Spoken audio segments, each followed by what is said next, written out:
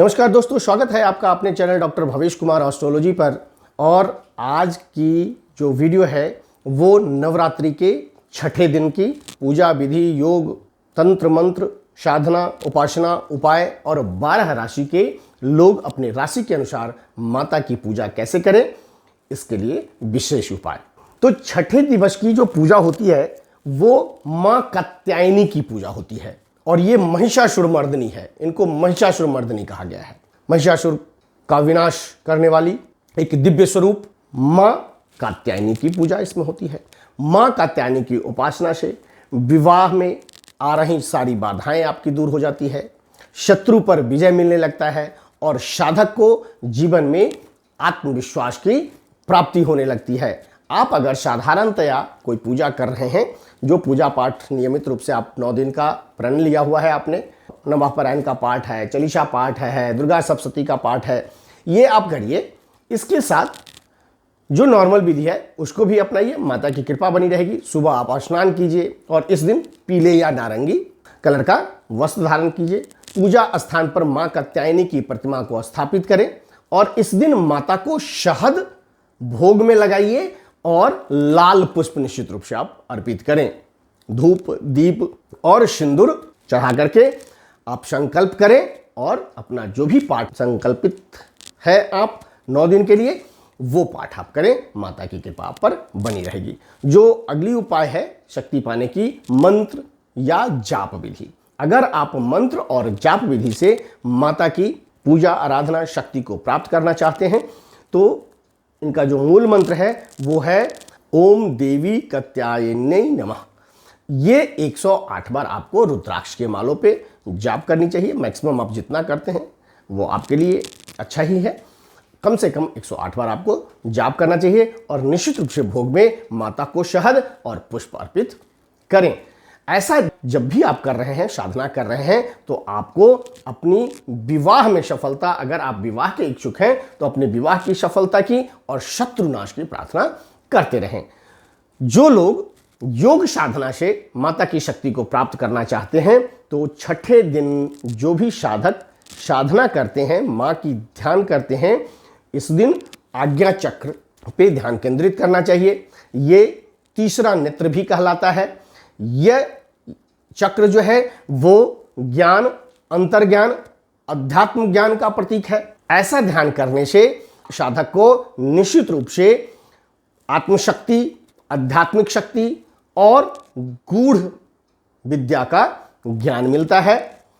जो लोग तंत्र विद्या से जुड़े हुए हैं, तांत्रिक परंपरा से जुड़े हुए हैं और मां की शक्ति को प्राप्त करते हैं तो मां कात्यायनी की साधना शत्रु बाधा को समाप्त करने की होती है। इस दिन नीम की लकड़ी का धूप जलाकर हवन अगर आप करते हैं तो जितनी भी नकारात्मक ऊर्जाएं हैं आपके इर्द गिर्द, आपके पास या आपके साथ, वो सब बाधाएं दूर हो जाती है। जो भी अविवाहित कन्या है, अगर विवाह के लिए इच्छुक हैं तो मां कात्यायनी की पूजा आप करें, विशेष रूप से आपको फल मिलेगा। आपके विवाह के योग प्रबल हो जाते हैं। अब जो मुख्य उद्देश्य है 12 राशि मां कात्यायनी की पूजा कैसे करें, क्या भोग में लगाएं, क्या अर्पण करें जिससे मां की शक्ति मिलती रहेगी, तो मैं एक एक करके राशि के अनुसार आपको बताता हूं। आप ये उपाय करेंगे तो मां कात्यायनी की कृपा आप पर बनी रहेगी। मेष राशि वाले जातक लाल पुष्प और गुड़ चढ़ाएंगे, इनका आत्मविश्वास बढ़ेगा। वृषभ राशि वाले जातक सफेद पुष्प और दही का भोग लगाएंगे, निश्चित रूप से इनका कार्य सिद्ध होता दिखेगा। मिथुन राशि वाले जातक अगर हरे वस्त्र पहनकर मां को शहद चढ़ाते हैं तो इनको निश्चित रूप से सफलता मिलेगी। और कर्क राशि वाले जातक दूध और मिश्री का भोग मां को लगाते हैं तो पारिवारिक सुख मिलेगा। सिंह राशि वाले जातक लाल वस्त्र पहनकर मां को सिंदूर अर्पित अगर इस दिन करते हैं तो इनको कार्य में सफलता मिलती हुई दिखेगी।